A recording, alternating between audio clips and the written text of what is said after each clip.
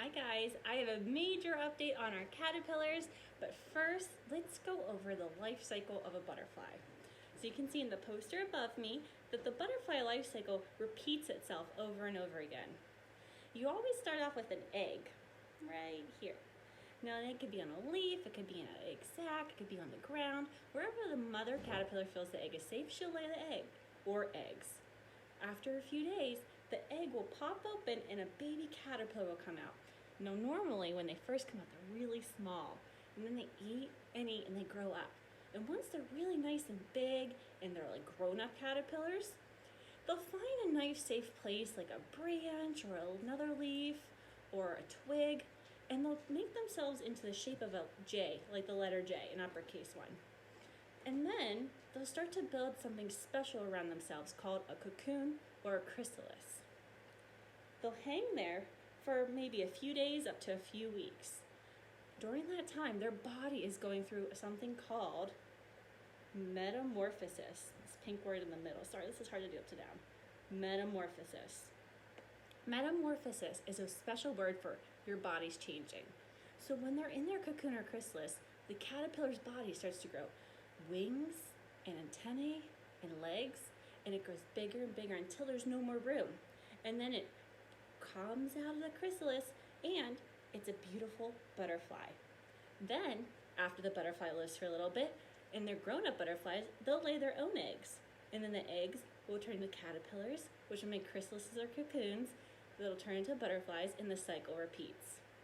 Today we're going to see where in the life cycle our caterpillars are, but first we're going to read our favorite story, The Very Hungry Caterpillar by Eric Carle. I love the colors in this book. I think the illustrations are beautiful. So thank you to Eric Carle for letting us read this story and for your wonderful children's books. In the light of the moon, a little egg lay on a leaf.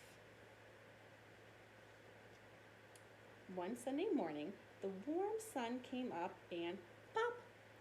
Out of the egg came a tiny and very hungry caterpillar. Now when we first got our caterpillars, they were very tiny like this little one. He started to look for some food because he was very hungry. On Monday, he ate through one apple, but he was still hungry. On Tuesday, he ate through 2 pears, but he was still hungry.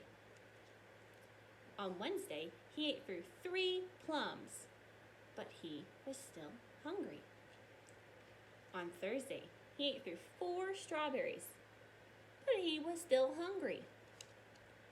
On Friday, he ate through 5 oranges, but he was still hungry. And I love this book because the illustrations actually have holes in them, because the caterpillar, he's not eating 5 big oranges, he's eating through them, so he's eating a hole, almost like a tunnel through them. Uh-oh, he wasn't very good on Saturday. On Saturday, he ate through 1 piece of chocolate cake, 1 ice cream cone, 1 lollipop, 1 piece of cherry pie, 1 sausage, 1 cupcake, 1 pickle, 1 slice of Swiss cheese, 1 slice of salami, and 1 slice of watermelon. That night, he had a stomach ache. The next day was Sunday again.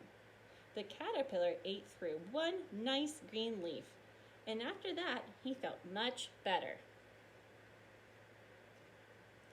Now, he wasn't hungry anymore, and he wasn't a little caterpillar anymore. He was a big, fat caterpillar. That kind of reminds me of our own caterpillars, because if you look at them now, today, April 2nd, they are huge! Look how big they've gotten. They've eaten so much of the food, and they are more than 3 times as big as they were when they got bigger, or when they first arrived. Now, I don't think our caterpillars have been eating the same food as our very hungry caterpillar. They're eating this special mixture at the bottom, that brownish yellow stuff, and that's giving them all the calories and the nutrients they need to grow nice and big before they make their chrysalis. Now, our caterpillars right now are in this stage of their life. They're big and fat. Let's find out what happens next. He built a small house called a cocoon around himself. He stayed inside for more than 2 weeks. Then he nibbled a hole in the cocoon, pushed his way out, and he was a beautiful butterfly.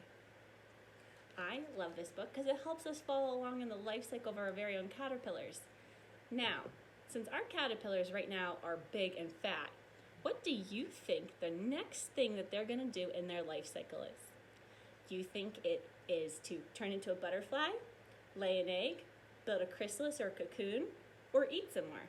You can let me know in any of the comments, write me a picture, or leave me your answer in Seesaw. Thanks everybody. We'll keep watching to keep seeing what happens with our caterpillars. Bye guys.